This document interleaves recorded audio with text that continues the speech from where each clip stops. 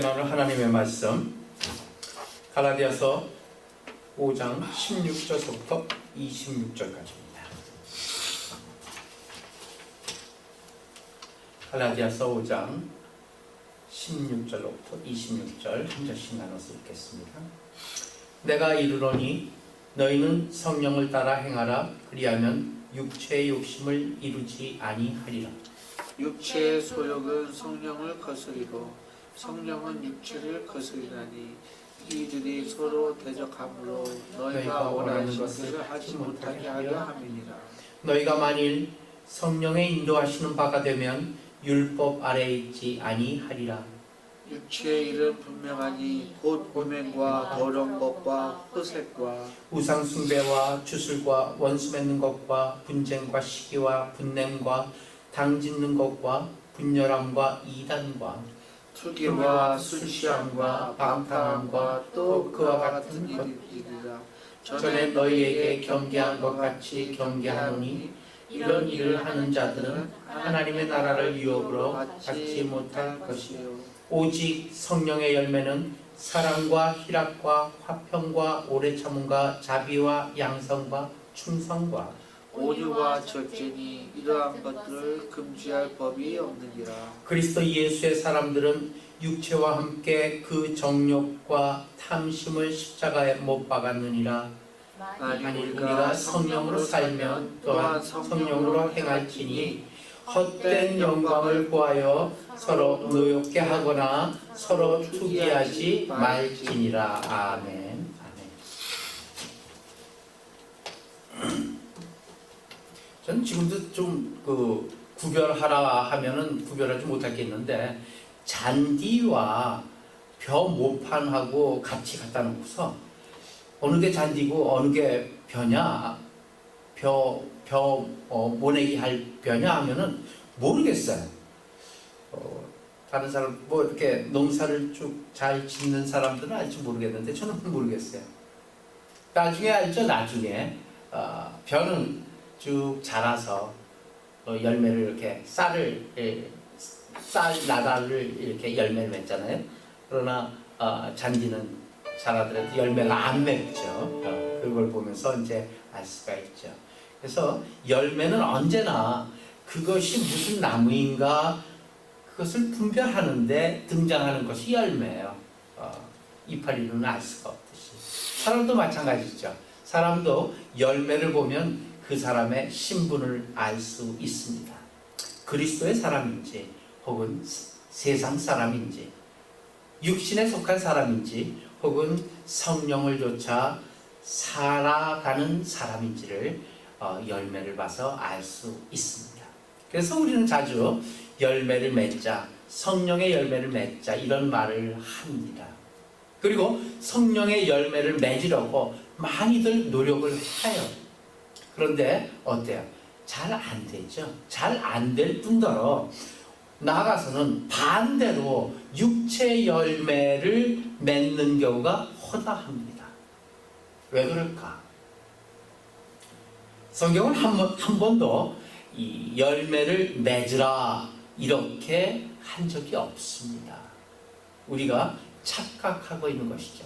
성령을 좇으라 이렇게 되어 있습니다. 열매를 맺으라는 것이 아니죠. 그것은 많이 다른 거예요. 성령의 열매를 맺으라는 것과 성령을 좇으라는 것은 많이 다르죠. 많은 사람들이 신앙생활을 하면서 잘못 이해하고 있는 말씀 중에 하나가 바로 이 말씀입니다. 오늘 본문에서 보게 되면은 성령의 열매만을 너무 강조해서 그 열매가 너무 크게 부각돼요. 사랑, 희락, 화평 이런 것들이 많이 부각되기 때문에 본문이 의도하고 있는 뜻을 놓쳐버린 경우가 바로 오늘 대표적인 말씀입니다. 마태복음 7장 15절로부터 20절까지 한번 보고 돌아옵니다. 마태복음 7장 15절로부터 20절입니다. 22절까지 보겠습니다. 한 절씩 나눠서 또 읽겠습니다. 거짓 선지자들을 삼가라. 양의 옷을 입고 너희에게 나오나 속에는 노략질하는 일이라. 그들의 열매로 그들을 알지니 가시나무에서 포도를 또는 엉겅퀴에서 무화과를 따르느냐. 이와 같이 좋은 나무마다 아름다운 열매를 맺고 못된 나무가 나쁜 열매를 맺나니 좋은 나무가 나쁜 열매를 맺을 수 없고 못된 나무가 아름다운 열매를 맺을 수 없느니라. 아름다운 열매를 맺지 아니하는 나무마다 찍혀 불에 던져지느니라. 이러므로 그들의 열매로 그들을 알리라. 나더러 주여 주여 하는 자마다 다 천국에 들어갈 것이 아니요 다만 하늘에 계신 내 아버지의 뜻대로 하는 자라야 들어가리라. 그날에 많은 사람들이 나더러 이르되 주여 주여 우리가 주의 이름으로 선지자 노릇을 하며 주의 이름으로 귀신을 쫓아내며 주의 이름으로 많은 권능을 행치 아니하였나이까 하리니. 잘 설명되어 있죠. 열매를 판별의 기준으로 사용하고 있다고 분명히 얘기하고 있습니다. 그렇죠? 나무는 몰라요. 나무를 봐서는 잘 몰라도 열매를 보면은 그 나무가 어떤 나무인가 알 수 있기 때문입니다. 그러므로 열매를 보고 곧 나무를 알라 한 것이 오늘의 말씀이에요. 그러니까 열매를 보면서 이 나무가 이런 나무구나 그걸 아는 것이죠. 성경에 나무는 가만히 둔 채 좋은 열매만을 맺으라 이렇게 말씀한 것은 한 곳도 없다는 걸 다시 한번 강조를 합니다. 그래서 성경은 지금 우리가 성령을 쫓아가고 있는지 혹은 육체를 쫓아가고 있는지를 확인하는데 그 확인하는 시금석으로 열매들을 나열하고 있는 거예요. 그래서 그 나열한 열매를 맺으라고 하는 것이 아닙니다. 나열한 열매를 맺으라고 맺도록 노력을 해봤자 그 나무가 열매를 맺겠습니까? 나무가 배나무인데 사과 열매를 맺겠습니까? 아니라는 얘기죠. 그러므로 오늘 이 말씀은 육체와 성령을 구별하는 그런 판별식이 아닌가 이렇게 생각이 됩니다. 오늘 본문으로 돌아와서 16절, 17절 다시 한번 보시죠. 16, 17절입니다. 시작. 내가 이르노니 너희는 성령을 쫓아 행하라. 그리하면 육체의 욕심을 이루지 아니하리라. 육체의 소욕은 성령을 거스리고 성령의 소욕은 육체를 거스리라니. 이 둘이 서로 대적함으로 너희의 원하는 것을 하지 못하게 하려 함이라. 굉장히 중요한 말씀이에요. 세상엔 육체의 소욕으로 사는 사람과 성령의 지배를 받고 사는 사람 두 부류가 있다는 얘기예요. 저는 성령의 지배를 받는 것 같지는 않아도 그러나 육체를 따라 살지는 않습니다. 이런 사람은 없다는 얘기예요. 세상은 딱 둘로 나눠져 있어요. 육체 소욕으로 사는 사람 혹은 성령의 지배를 받고 사는 사람. 그러면 어떻게 살아야지만이 성령의 지배를 받고 사는 방법인가? 이게 굉장히 중요하잖아요. 24절에 먼저 답이 나와 있습니다. 시작. 그리스도 예수의 사람들은 육체와 함께 그 정과 욕심을 십자가에 못 박았느니라. 중요한 게 그 정과 욕심을 뭐라고요?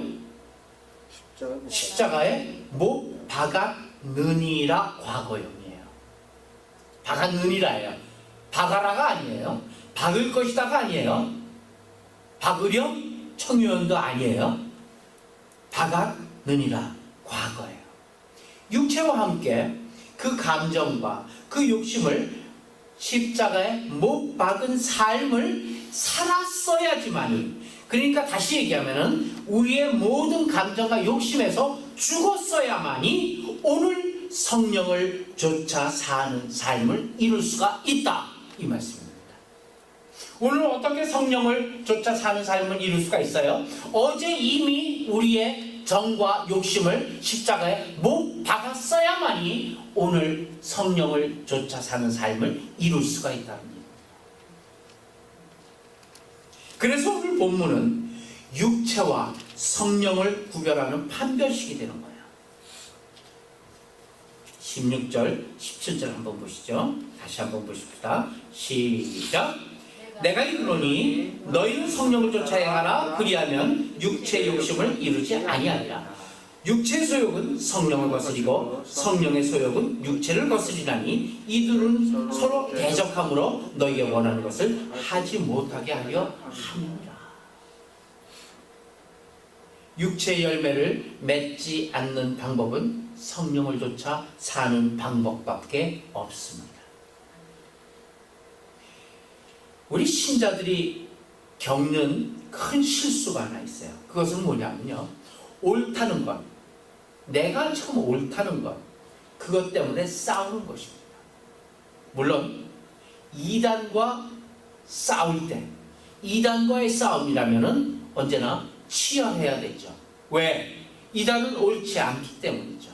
그 옳은 것, 그것은 싸워야 됩니다. 아주 죽도록 싸워야 되겠죠. 그런데 그런 것이 아닌 것이 있어요. 다만 내가 옳다는 것, 그것 때문에 다른 사람을 심판하고 다른 사람을 죽음의 자리로 몰아넣는 일, 그런 일이 다소 생기곤 합니다. 말하자면은 나와 남을 옳고 그름으로 구별하려는 것, 이것 때문에 많이 우리 신자들이 이 오해도 받고 또 실수도 겪게 되는 거예요. 여기서 또 중요한 점 하나가 있어요. 그거는 뭐냐면요, 육체의 열매나 성령의 열매나 다 같이 성품적이라는 거죠. 육체의 열매 혹은 성령의 열매, 그것이 무슨 어떤 것을 이루는, 무슨 일을 해내가는, 그래서 어떤 능력을 보여주는 그런 것이 아니다라는 얘기예요. 능력이 아니에요. 하나님이 그 성도들에게 요구하시는 것이 있어요. 그것을 우리는 많이 쉽게 오해를 해요. 무슨 어떤 선교의 일을 하고 무슨 하나님에 대한 신앙의 어떠한 일을 하고 업적을 세우는 것, 그것이 아니다라는 얘기예요. 능력적인 것이 아니라 성품적인 면에 있다는 것이 사실 많이 오해를 하고 있는, 하나님께서 우리를 향해 요구하고 있는 것입니다. 고린도전서 한번 가봅시다. 고린도전서 1장 26절에서부터 29절 한번 같이 읽을까요? 시작. 형제들아, 너희를 부르심을 보라. 육체를 따라 지혜로운 자가 많지 아니하며 능한 자가 많지 아니하며 문벌 좋은 자가 많지 아니하도다. 그러나 하나님께서 세상에 미련한 것을 택하사 지혜 있는 자를 부끄럽게 하려 하시고 세상에 약한 것들을 택하사 강한 것들을 부끄럽게 하려 하시며 하나님께서 세상에 천한 것들과 멸시받는 것들과 없는 것들을 택하사 있는 것들을 폐하려 하시나니 이는 아무 육체도 하나님 앞에서 자랑하지 못하게 하려 하십니다. 굉장히 중요한 말씀입니다. 신자들의 일반적인 오해가 바로 이 부분이에요. 신앙이 무슨 능력일 것이라고 자꾸만 생각해요. 그래서 어떠한 이 흔치 않은 능력을 보여질 때, 그 사람의 신앙이 마찬가지로 깊고 신앙이 많이 신앙심이 깊다 혹은 신앙이 크다, 이렇게 생각하는 그런 착각이 있어요. 그러나 하나님께서 신자들에게 요구하는 신앙의 길과 방향은 언제든지 성품적입니다. 인격적입니다.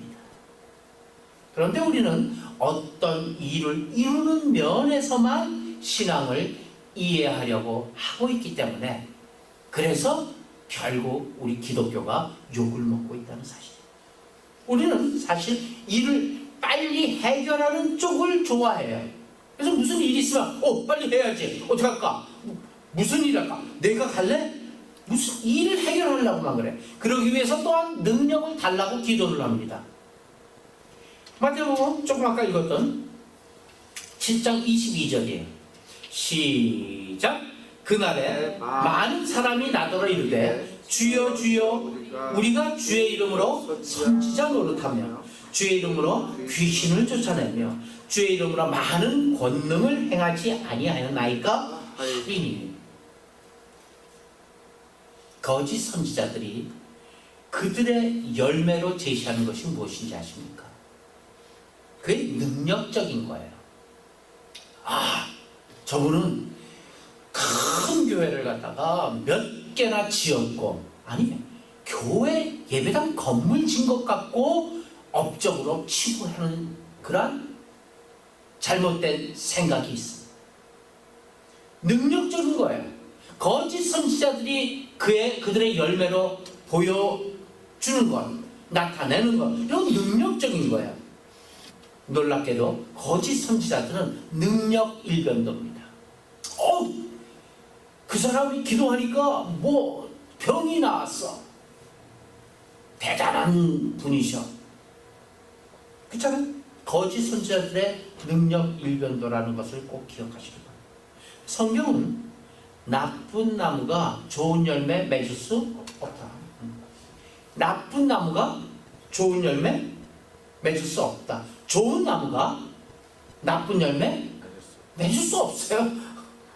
나무가 좋으면 저절로 좋은 열매가 맺어질 수밖에 없어요.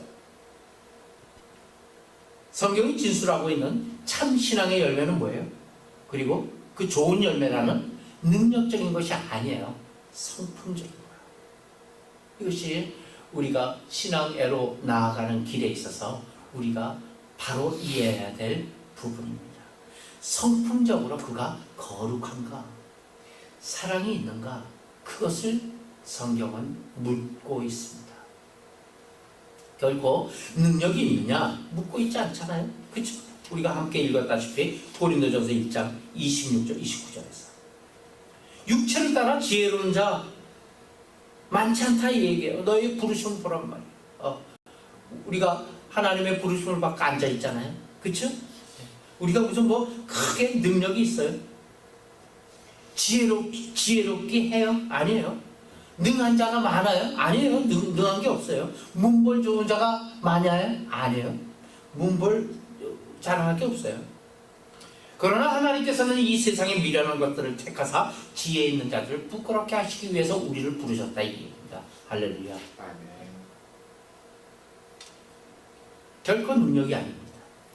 내가 하는 일이 결과가 아무리 좋아도 그 일에 육체의 열매가 맺어졌다면 우리는 그것이 하나님께서 원하시는 길이 아니라는 것을 확인해야 할 것입니다. 아멘. 선지자, 귀신 쫓아낸 권능, 이런 일들은 너무나 기독교적이에요. 딱 뭐 십자가 되게 되고서 뭐 귀신 쫓아나고 그러잖아요. 그래서 모두가 이런 일들을 하고 있는 한 주님께 확실히 인정받을 것이라고 착각하고 있어요. 그걸 확신하고 있잖아요. 우리가 지금 주님의 일을 하고 있다라고 그렇게 확신하고 있습니다. 그러나 성경은 뜻밖에도 그런 일꾼들을 뭐라고요? 불법을 행하는 자들아 내게서 떠나라 이렇게 얘기하고 있어요.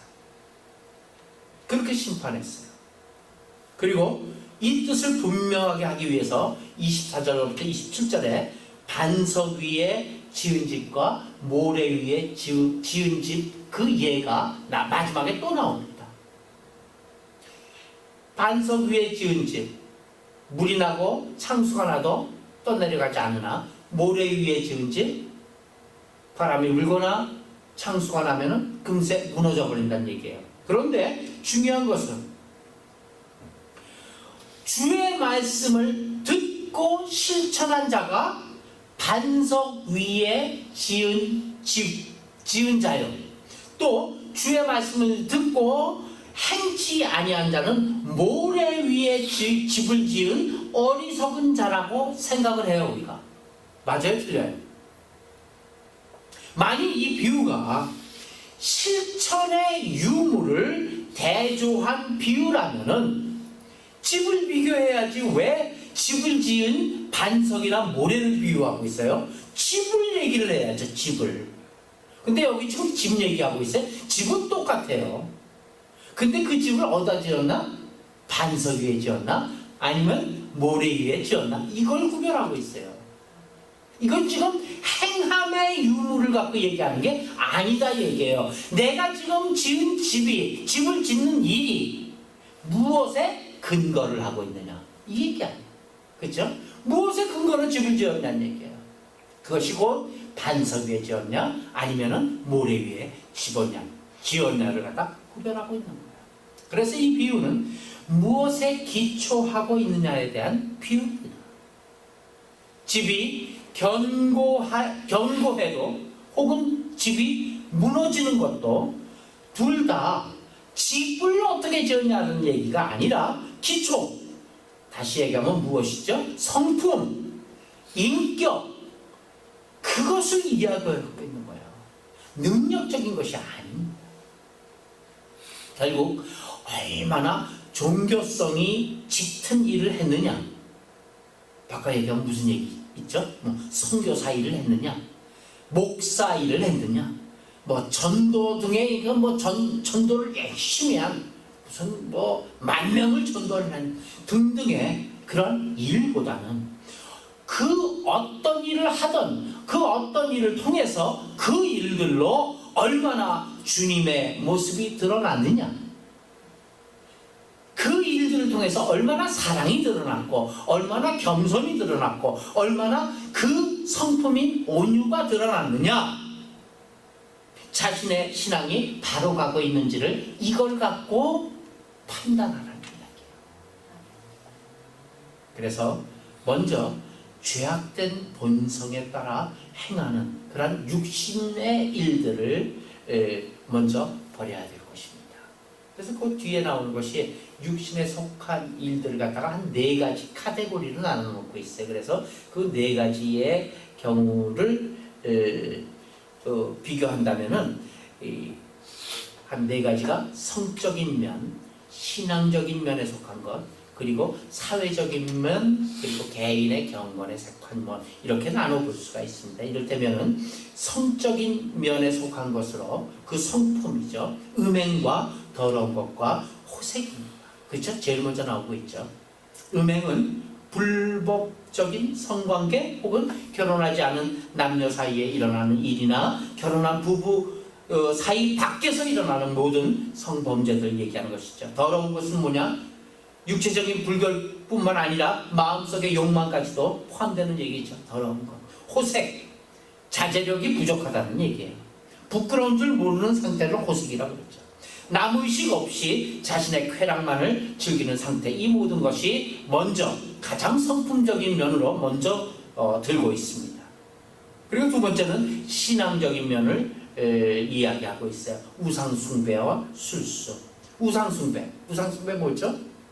언제나 우상숭배는 자기 욕심과 연결되어 있다는 상태, 꼭 기억하시길 바랍니다.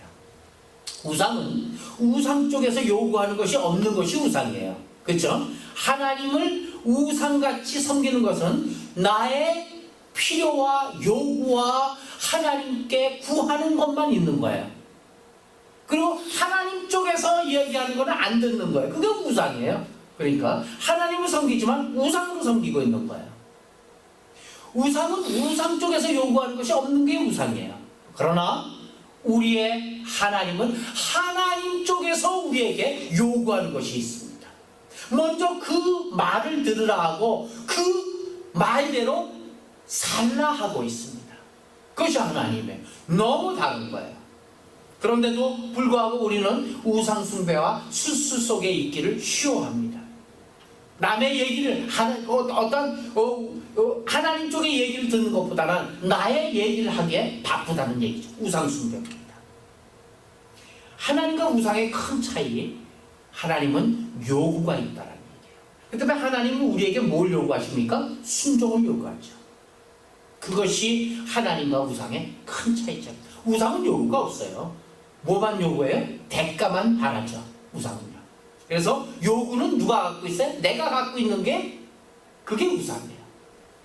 그러므로 내 요구와 내 계획을 하나님의 요구와 하나님의 계획보다 앞세울 때 내 요구, 내가 먼저 내 코가 석자입니다. 우상숭배입니다. 술술한 우상숭배의 구체적인 행위가 술수라고 그러죠. 마술을 통한 주술적인 행위를 말합니다.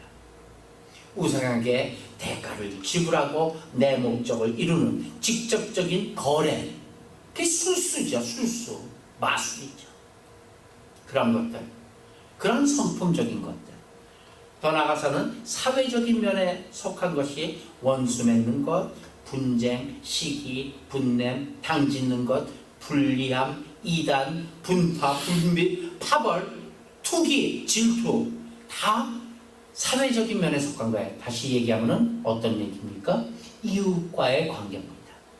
이웃과의 관계가 그 원수 맺고 분쟁하고 시기하고 질투하는 것, 이게 다 성품이에요. 행위가 아니라 그런 마음이 있는 것 자체가 문제죠. 마지막으로 개인의 경건에 속한 것이 나열되어 있어요. 술 취함과 방탕합니다. 술 취함과 방탕. 정도의 차이는 있겠지만 성령을 조차 살지 않으면 우리는 모두 여기에 속한다는 사실을 우리는 잊어서는 안 됩니다. 술 취함과 방탕함 둘 다 뭐예요? 무절제죠. 무절제. 그렇죠? 술 취하는 거 절제가 없는 거예요. 방탕함 무질서예요. 그게 방탕이에요. 다 무절제하고 무질서한 생활에 관계되는 것. 이 모든 일들은 타락의 본성에서 행하는 육체의 일들이다, 이렇게 이야기합니다. 그러면서 뒤에다 이제 성령의 일을 얘기하고 있죠. 성령의 현상을 얘기하고 있는 게 22절. 22절 한번 같이 읽어보실까요? 시작. 오직 성령의 열매는 사랑과 희락과 화평과 오래 참음과 자비와 양성과 충성과 온유와 절제니 이 같은 것을 금지할 법이 없느니라. 여기에 오직 성령의 열매들은 이렇게 얘기하고 있지 않다는 사실을 꼭 기억해야 돼요.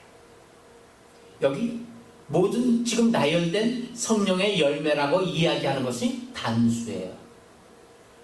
그렇죠? 오직 성령의 열매들은 아니었어요. 그렇죠? 오직 성령의 열매는, 영어는 뭐라고 그랬어요? 영어는요? Spirit is. Is. 그렇죠? The fruit of Spirit is it. R이 아니에요. 그러니까 다시 바꿔 얘기하면 이런 얘기죠. 사랑과 희락과 화평과 과 and로 되는 것이 아니라 이걸 이렇게 바꾸면 좋을 것 같아요.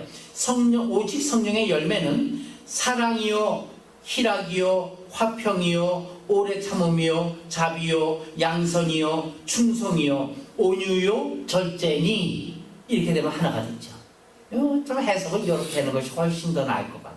한국말의 특징을 살려갖고 요로 바꿔놓는 게 좋아요. 그렇기 때문에 착각 없이 성령의 열매는 하나로 우리가 쉽게 할 수 있는 거예요. 성령의 열매, 이 9가지 나열된 이러한 열매는 분리할 수 없는, 따로 나누어 볼 수 없는 하나입니다. 하나. 이를테면은 사랑하지 않는 자가, 사랑이 없는 자가 희락할 수 없고, 희락이 없는 자가 화평할 수 없는 거예요. 그렇죠? 오래 참지 않고 자비하지 않으며 양성과 충성과 온유와 절제하지 않고 사랑은 없는 것이죠. 이 같은 것을 금지할 법이 없느니라. 성령의 열매가 그 어떤 것보다 중요하다는 말로 오늘 말씀을 맺고 있습니다. 그 처음, 열매의 처음이 사랑서부터 시작하죠. 믿음, 소망, 사랑, 그 중에 제일은 사랑이라. 그래서 사랑은 미움은 뭐예요? 사랑은 뭐고요? 사랑은 책임이고 미움은 무관심이에요. 그렇게 바꿔 이야기했대요. 사랑이란 무엇인가요? 책임이에요. 책임지는 거예요. 또 미움은 뭐예요? 무관심이에요. 미움이 쟤를 미워해, 미워 라는 것보다 아예 무관심도 미움 안에 있는 것이죠. 그렇기 때문에 무관심이 더 낫습니다. 사랑은 무관심보다, 미움보다 훨씬 어렵다는 사실. 그렇죠? 그런데 문제는, 사랑도 중요해요. 문제는 내가 좋아하는 사람들만 옆에 모아두고서 그리고 그들을 사랑하는 것, 이것은 사랑이라고 하는데 이것은 사랑이 아닙니다. 그것은 세상에서도 다 그렇게 하고 있어요. 좋아하는 사람 옆에 있잖아요. 그건 신앙이 아니에요. 성경이 얘기하는, 신앙이 얘기하는 사랑은 뭐예요? 사랑할 수 없는 사람을 사랑하는 거예요. 그렇죠? 그것이 기독교의 신앙입니다. 기독교에 능력이 있고 기적이 있습니다. 하지만 기독교 신앙의 가장 핵심이요 가장 중심은 능력이나 기적이 아니라 예수 그리스도 안에 있는 사랑입니다. 하나님의 말씀 안에 있는 사랑입니다. 다 같이 한번 같이 얘기합시다. 하나님의 말씀 안에 있는 사랑. 시작. 하나님의 말씀 안에 있는 사랑. 그리스도 예수 안에 있는 사랑. 그리스도 예수 안에 있는 사랑. 왜냐? 하나님 없는 사랑은 뭐예요? 불륜이에요. 불륜되기 쉬워요. 그렇죠? 그리스도 예수가 없는 사랑은, 그것은 밖으로는 그러한 사랑으로 밖으로 나가면 불륜이 되기 쉽죠. 고린도전서 마지막으로 살펴보는 13장 1절에서부터 3절 사랑 얘기죠. 시작. 내가 사람의 방언과 천사의 말을 할지라도 사랑 없으면 소리나는 구리와 울리는 꽹과리가 되고, 내가 예언하는 능력이 있어 모든 비밀과 모든 지식을 알고 또 산을 옮길 만한 모든 믿음이 있을지라도 사랑 없으면 내가 아무것도 아니요.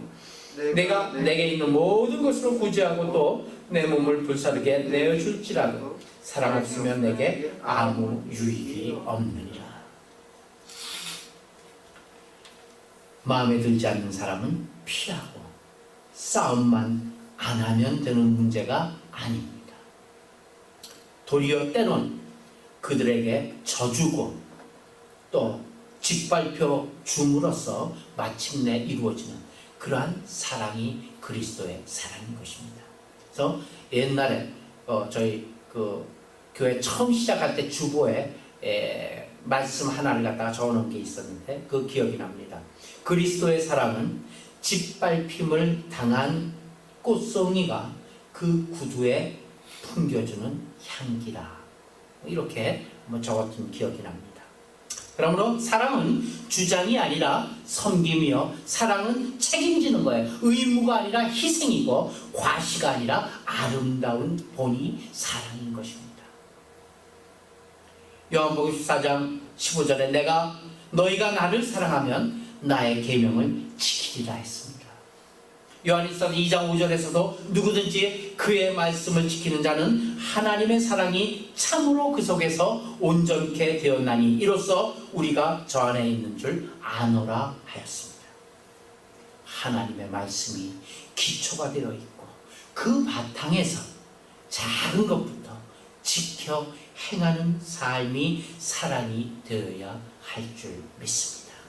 이러한 사랑이 교회를 교회답게 만드는 성도의 섬김이요, 이적과 기적보다 더 강한 믿음의 힘이 바로 이 사랑이며 내세 천국을 현실에서 보게 하는 성령의 역사가 곧 이 사랑이라는 것을 믿으시길 바랍니다.